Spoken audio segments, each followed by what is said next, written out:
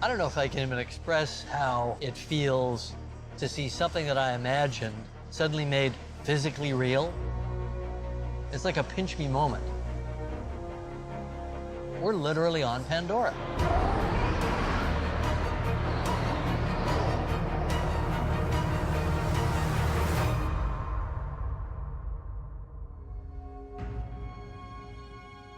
Pandora is the moon that is the focus of the story of Avatar.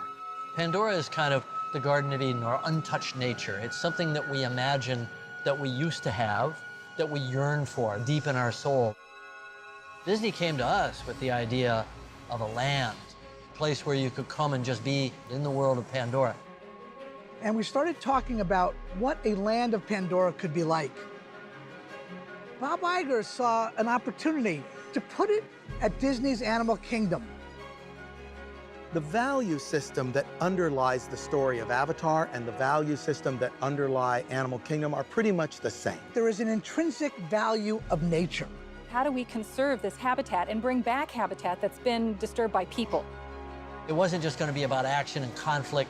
We were going to move past that. We're here long after the war between the humans and the Na'vi has ended. It's a time of peace. We see nature resurgent, coming back everywhere. This is a real ecosystem. It is a chance to have your own adventures on Pandora. When you're building a world for guests to explore, you have to build it in full 360. I have never worked on anything as technically challenging and fantastically complex. To have these gigantic mountains suspended overhead, they're office stories tall, and they're hanging over your head in the middle of this land. I just don't know where there's anything like that. I think the biggest challenge was creating interactive opportunities for guests where they feel engaged by it. This is, in a way, a kind of habitat restoration project to allow the forests of Awa to resurge. You get in here, and it's almost like you're petting an animal, right? You get in there, make contact with that surface. Right. That contacts the nerve structure, right. And then the whole thing starts to send spores off. And then down the valley, there's tons of little ones that are starting to grow. Right. You should be thinking of our lands as characters. The land is portraying the emotion. The land is teaching you how to respond and what it means to be in the place. We took a research trip to Bali and Jakarta to work with indigenous people there, doing some of the creative weaving and carving that the indigenous people on Pandora would do. So in the land, there's going to be several large totems, probably about 20 feet tall. They're woven all different. They'll represent different clans of Na'vi. Authenticity is important because it's a real place, and we want you to feel that. It's a real-world experience. We are taking guests on excursions that come out of the cultures of Pandora. So Jim, this is the Na'vi drum circle, and this will be something that guests can interact on their own. So you can walk right into here and interact with these. This is for performers. This is for guests, right? It's like a drum circle in the park. Right. Let's get on the drums. Let's make some music. Let's dance. It's a place where there's room for you to be you.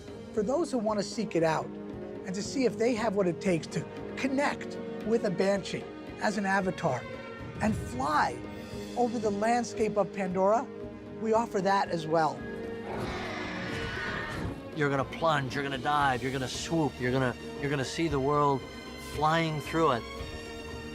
One of the great things about working with Disney's Imagineers is being able to take our technology that we're using on Avatar and combining it with what they do in theme parks and bringing the two together to create something that is truly revolutionary in the theme park experience. The sensation of flying is really visceral, really believable. I know all the mechanics behind it, all the engineering, all the stuff that goes into the imagery, and I can't believe it. And depending on where you sit, you get different kinds of sub-stories. The top floor experience is way more ducking. The bottom floor experience is way more of that rushing sensation of stuff going by. You could come here 50 times and have 50 different stories. It's just the sheer richness of detail that is impossible to absorb in a single setting.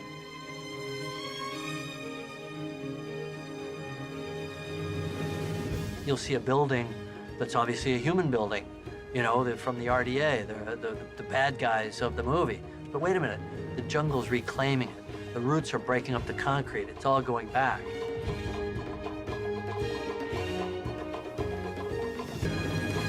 Everything you see that is a Pandoran plant is a controlled source of light.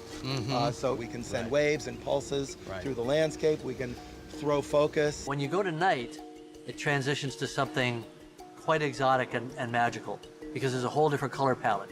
That's when the purples come out, and the cyan colors come out, and these soft pastels, and it becomes very dreamlike. Night was the time when you saw the connectivity behind everything, almost the nervous system of the forest, how everything was tied together. The river journey is such a beautiful experience. You really feel like you're moving through the rainforest at night, so the colors of the bioluminescence and all the animals that come out at night, you see all these little vignettes going on around you in the forest, and it just comes to life. And then, of course, I don't want to spoil it, but there's something pretty amazing at the end of that river ride that you've never seen anything like in your life. Can we come down here and shoot some scenes? It's spectacular from every angle. There is a story behind this land, and we want people to feel that story when they enter the land, when they go on the excursions we have here in the land, and when they leave the land and get back to their homes. This is real, and you're getting to walk into it and walk around it and study it, and it just holds up and gets more beautiful as you do it. Pandora is a world of adventure. When you finally get there and you really look around, you will see there's this little adventurous edge. You get the opportunity to see how important nature is to the Na'vi. They really value conserving nature, and that's something that we epitomize here at Disney's Animal Kingdom. It's about reconnecting an audience with that almost childlike wonder and appreciation that you have for the natural world and how it feeds our soul. So that when you go to some other real place, you bring that with you. To leave with a different view on the world itself, amazing.